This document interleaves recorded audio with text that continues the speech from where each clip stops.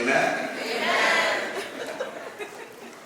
And this is a declaration of our intent to consistently strive to be at the forefront of every aspect of industry. Ijanye Amaka means our journey is beautiful. And this serves to remind us that this pathways or journey to success is best achieved as a collective, as a community. Are we a community? Yes. Amen? Yes. I'm not a pastor. So this year we have 3 amazing dynamic speakers. ZAIN ASHER, Junior Ezonno, and Dr. Wendy Osefo. Thank you.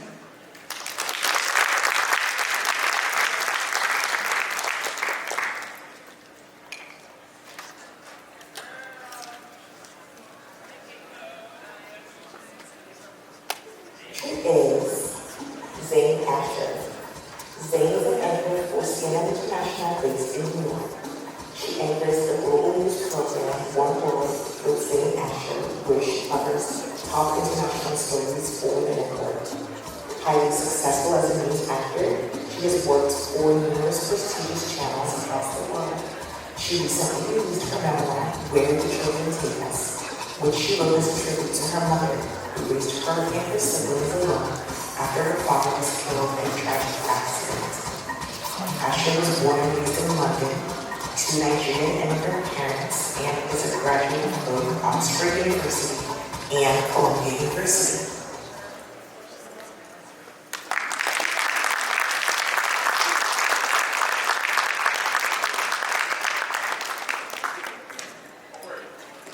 Thank you so much for that introduction. So my name is ZAIN ASHER. I'm an anchor at CNN International. I've been at CNN for about 10 years. I have my dream job. But I'm here to really share with you a personal story, a story about how I got here, how my Igbo heritage is responsible, and why success is never ever in a straight line. And to tell the story, I'm going to start with the worst day of my life.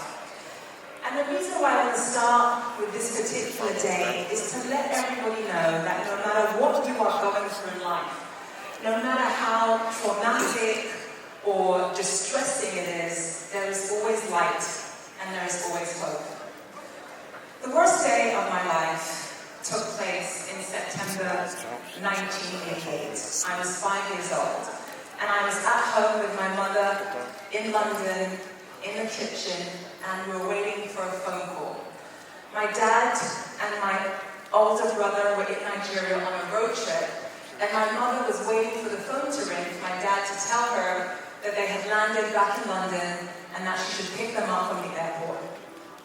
My mother waited for hours and hours and hours, and there was no phone call. She sat, she tried to spend time doing other things, but in total she waited for about 8 hours. No phone call.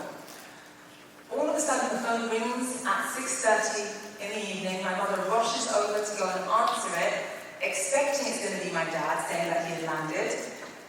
But the voice on the other end of the line was not my dad's. The voice was that of an extended relative who basically said to my mother, "Your husband and your son have been involved in a car crash. One of them is dead and we don't know which one." To this day, my mother describes that moment as an emotional earthquake.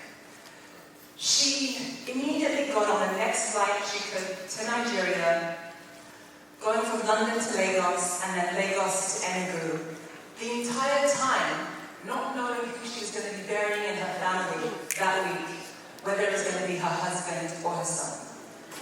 When she gets to Nigeria, she's told what happened. My dad and my brother were on a road trip going from Enugu to Lagos. Everyone knows it's supposed to take about 6 hours.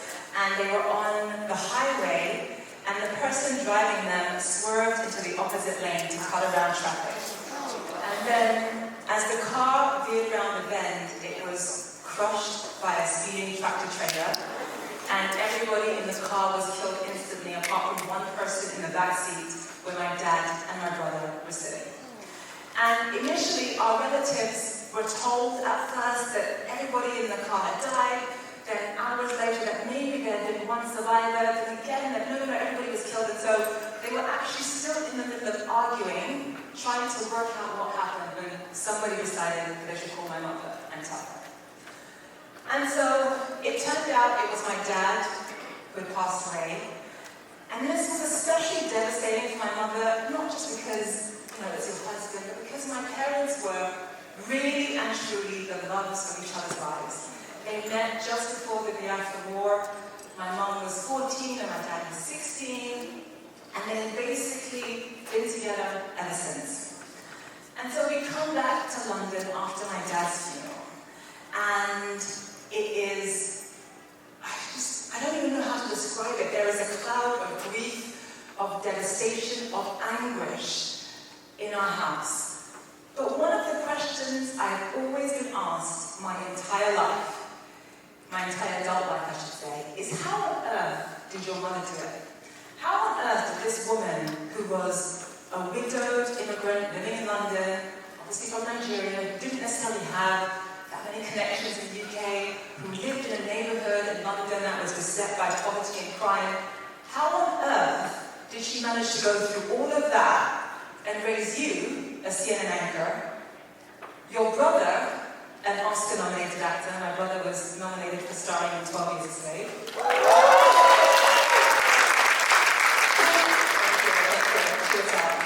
And your sister, a medical doctor, and your eldest brother, a successful entrepreneur.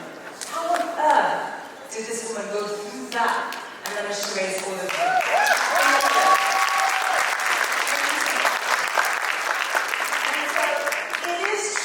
There was a lot that my mother did that was very, very special. But I truly believe that everything that my mother did for us, everybody in this room can do for themselves. And one of the hardest things that my mother went through, actually after my dad passed away, was getting a phone call that my eldest brother had been expelled from school. My eldest brother was, as a young boy, a straight-A student, very, very gifted student, but going through life as a 14-year-old, not having a father figure, my mother being at home, screaming and crying every day on the other side of the door, was difficult for any child. And he began to rebel. He began to argue with his teachers, he began to insult his teachers, he ended up getting expelled from school. And obviously, anybody from Nigerian family knows that your child being expelled in school is simply not tolerated. So, that was the moment that my mother really began to roll up her sleeves and decide to fight for us. That was the moment that she began to implement structure, routine, and discipline to get her children back on track. And I'm going to share with you the specific things that she did in no particular order that I think would benefit this audience. One of the most important things that she did, this was many, many years later, but she created what she called the 8-hour rule.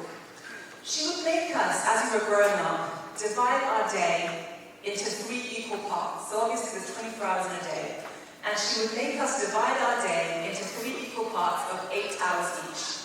And she would say, right, 8 hours to be spent sleeping, 8 hours to be spent in school, and the last 8 hours of your day should be spent working towards your dreams. Her whole philosophy was that everybody in the world generally sleeps for 8 hours. Everybody in the world generally is at school or at work for 8 hours. So the only thing that can ever set you apart in this life is how you spend the last 8 hours of your day. And she drilled that into us day in and day out. The second thing my mother did was that she was obsessed with this idea that she had never met anybody in her life who was extremely well-read, who wasn't successful. So, she implemented what she referred to as a family book club. I was quite young at the time, I was only about 5 5 or 6 years old when she started it. It was geared towards my older brothers. But every single week, they would be assigned a text, usually the classics. Everybody from Rudyard Kipling to Ben Orcree, they would have to read the book, one book a week, and every Friday discuss what they had read around the dinner table. The third thing that my mother believed was that the only thing that can ever hold a person back in this life is the perception they have of themselves. Meaning that no matter how hard you work, no matter how many 8-hour rules you implement, no matter how many books you read, if you do not have a strong perception of yourself, you're not going anywhere. It is the most important thing. And so, all of us, obviously growing up in the UK as minorities, there were moments that we battled, several moments I should say, we battled racism and hate, being minorities. So, a key factor in the way my mother raised us was that she would go through newspapers, be it The Guardian, The Times, The Telegraph, British newspapers, and she would find article after article of black success stories, especially West African success stories. And obviously there are a lot of West Africans in the UK. She would find article after article of black people who had done something extraordinary with their lives. Black people, West Africans, especially if they were Nigerian, even better, who had overcome something in their lives and soared. She would find these articles, she would cut them out, and she would plaster them to our walls. So that every time we came home from school, we were bombarded with images of people that looked like us, who were doing extraordinary, amazing, impressive things with their lives. And she drilled it into us that the people in these articles were just like us. And if we worked hard the way they had, we could have what they had. And this was huge for me because, for several reasons, but mostly because every single person in this world battles with self-belief at one time or another. And what my mother did by plastering these images of black success stories was she began to slowly but surely upend and dismantle certain insecurities that we had, certain limited beliefs that we had about what we could achieve, by showing us people who were exactly like us, who had done remarkable things. I remember when I was 13 years old, I came home from school, I went into my bedroom and I found my bedroom mirror missing. She'd taken it down and in its place, she'd actually put 5 or 6 articles about black success stories, black people who'd done something amazing. And when I asked her, "Mom, where's my mirror?" she turned to me and said, "Less focus on how you look, more focus on what you can become." And that really stayed with me. Another thing that my mother was somewhat sort of obsessed with was this idea of preparation. Obviously, we all know that to be successful, you have to prepare. But she was obsessed with this idea that everybody's opportunity comes in one shape or form or another in their lifetime. The question is, are they prepared when that opportunity comes? I'm going to give you a couple of examples. I'm going to give you a small example and a much bigger example. When I was about 7 years old, I struggled in school as well. And so my mother went to my teachers and she asked my teachers my school syllabus for the entire year. She looked through the syllabus and she figured out what we were going to be learning in school in, say, a month or 2 from then. And she decided that she was going to teach it to us at home beforehand, so that by the time it came up in school, I had already mastered it. I already knew it inside and out. This was a game changer for me, because all of a sudden, my teachers thought that I was a genius, because I knew everything that they taught. But obviously I wasn't a genius, it was just that my mother was dedicated to this idea of preparation. But my teachers began to treat me as a role model of sorts for the other students. Because I was getting the best, we didn't have grades back then, but I was doing the best in class, I became all of a sudden, I went from this girl who didn't really talk much, didn't really have much self-confidence, to being lauded and praised and given accolades in front of the entire school. And what that did was that fueled my desire to do better, but also it was the first time in my life that I truly understood, even as a 7-year-old, that what you put into something in terms of preparation is what you get out. I'm going to give you a much bigger example of the power of preparation and how I've taken that lesson from my mother and applied it to my life today. When I started at CNN, I was a reporter. But again, having grown up with a mother who was truly obsessed with this idea of preparation and how preparation can change your life, I began to implement some of her lessons into my adult life, into my career. So, I was a reporter at CNN, but I really wanted to be a news anchor. And so, one day, I went to one of the talent coaches at CNN, and I said, I need you to train me to become an anchor. And he said, you want to be trained on how to become an anchor? And I said, yes. He said, why? Has anyone asked you to anchor? And I said, no. He said, well, are there any anchor positions open that you're applying for? I said, no. He said, well, why do you want to be trained? And I said, I want to be trained because I want to be ready just in case an anchor position one day opens up. He thought I was crazy, but he decided that he was going to periodically train me after work. There we were, multiple times a week, training for a job that didn't even exist. He would teach me how to interview, how to ask questions, how to really listen, most importantly, how to handle breaking news. So several months went by. Obviously there was no anchor position. I was just training to be an anchor in my spare time. All of a sudden, another reporter at CNN mentions to me that CNN International is looking for new anchors. So I decided that I was going to throw my hat in the ring. I spoke to an executive about it. We all knew that my chances were slim. I'd only been at CNN for about a year or so at that point in time. Never had any anchoring experience.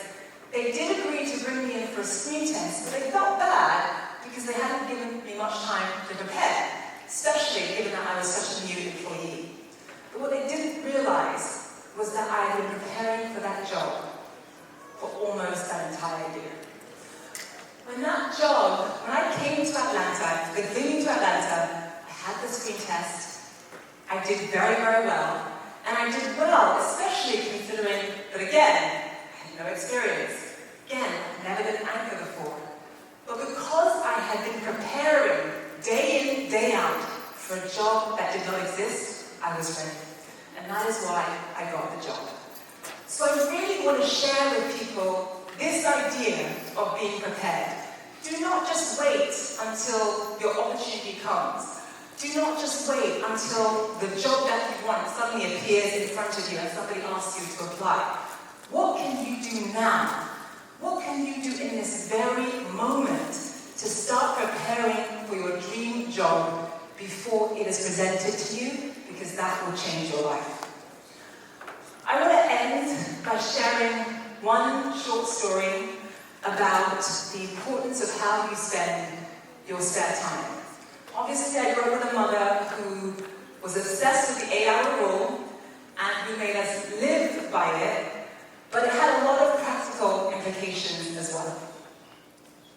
So, when I was about 16 years old, I decided that I was going to go to Oxford University. And when you are a minority, when you are a child of immigrants living in the UK, obviously, going to Oxford University or in America, Harvard, Yale, Clinton, whatever, it can change your life. The UK has a very rigid class system. And so going to a university like Oxford is one of the few ways to catapult you into a different life.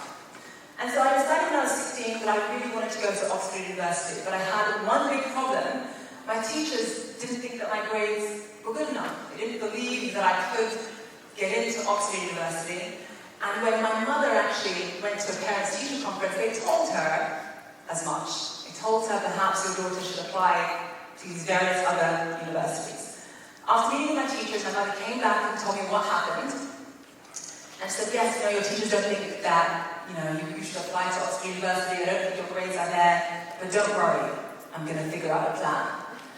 And so my mother went upstairs to her bedroom, and she paced her bedroom back and forth, thinking to herself, what can I do? What can I do to guarantee that my daughter is going to go to Oxford University? can I make sure that my child is going to get into the best university, or one of the best universities in the world? So she came to me and she said, I've got it. I know exactly what to do to guarantee that you are going to go to Oxford University. And I said, what, Mum? And she basically decided that she was going to ban me from watching any television until I had an actual Oxford acceptance letter. Which is a classic Nigerian mother move. You listen, we laughed, but it worked. Within a few months, not only had I become a straight A student, but in many of my practice exams, I was getting every single question correct. My teachers quickly changed their mind and decided they were going to support me and back me in terms of applying to Oxford University.